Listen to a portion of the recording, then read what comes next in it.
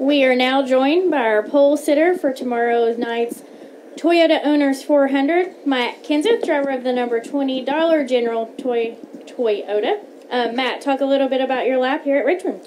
Yeah, it was great. I never really thought we were going to have a shot at the pole after practice. We were pretty far off. I think we were about 4/10 off of Jeff, something like that. So I'm not sure how he does it every week, but Jason and Jake and Mikey and everybody got together and worked together, made a bunch of changes to the car, and it was pretty darn right qualifying. I didn't quite get it all in 3 and 4, but it was just enough. So the car was really good. It's fun to start on the front row with the 11 and the 20 being Toyota's race tomorrow night, and hopefully we'll get a good race set up in it for tomorrow and try to be there when it counts at the end. We will open for questions. Please state your name and affiliation. We'll start with Jeff. We'll go to Bob and then Hank. Jeff Gluck with USA Today.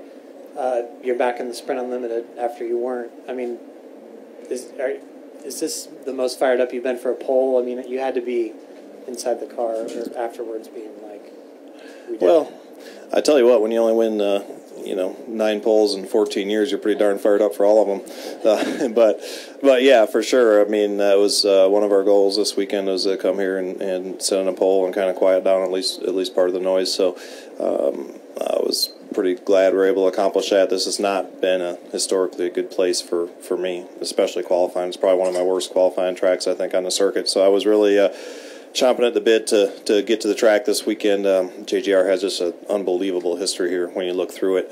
We worked really hard. By the time I was not over it, but by the time I was ready, started working on stuff last night late and this morning and looking through stuff and working with Jason and trying to get ready for the day. And I feel like everybody did a great job today of staying focused on getting the car faster and making the right changes and working hard like they do every week. So yeah, it feels good to be on the pole. After that this week, I was like, man, it's real possible we don't win another pole this year the way qualifying usually is. But man, they just they give me such fast cars every week. It just feels like we might get a few.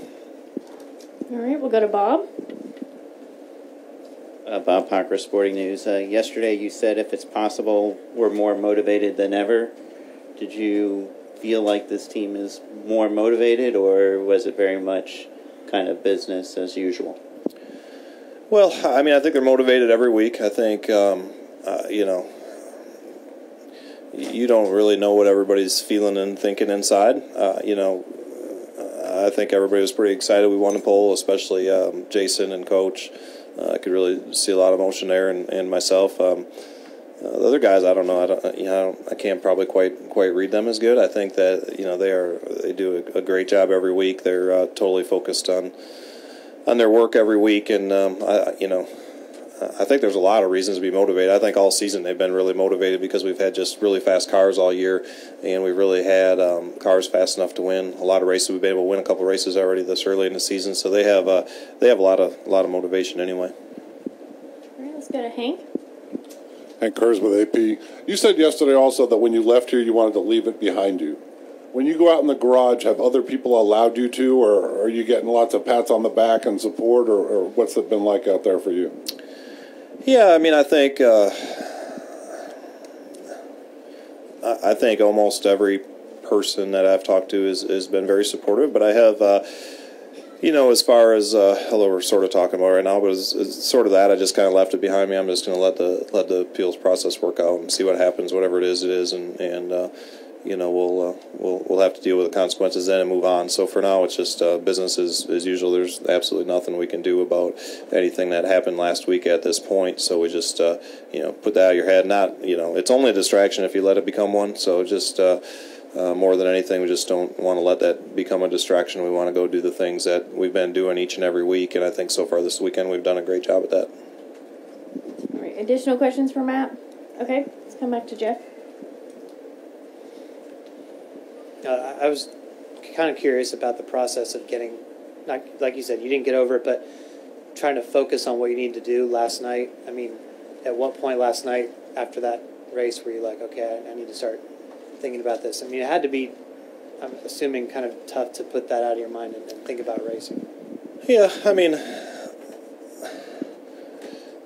I mean, it's just all week, sitting in meetings, and as soon as you found out the news about it, and then, what's going to happen, what's not going to happen, well, what's going to happen if this happens. I mean, just all the, and then finally by the time you get here, just to get that totally out of your head and totally be focused on what we needed to do today, and I thought we did everything we needed to do today.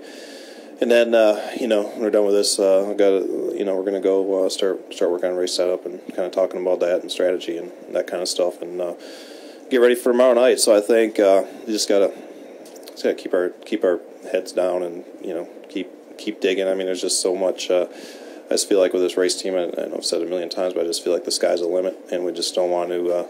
We just gotta keep focused on that, not let any of the noise bother us and distract us. All right. Additional questions for Matt? All right, Matt, congratulations on the pole. Good luck this weekend. Thanks, guys. Appreciate it.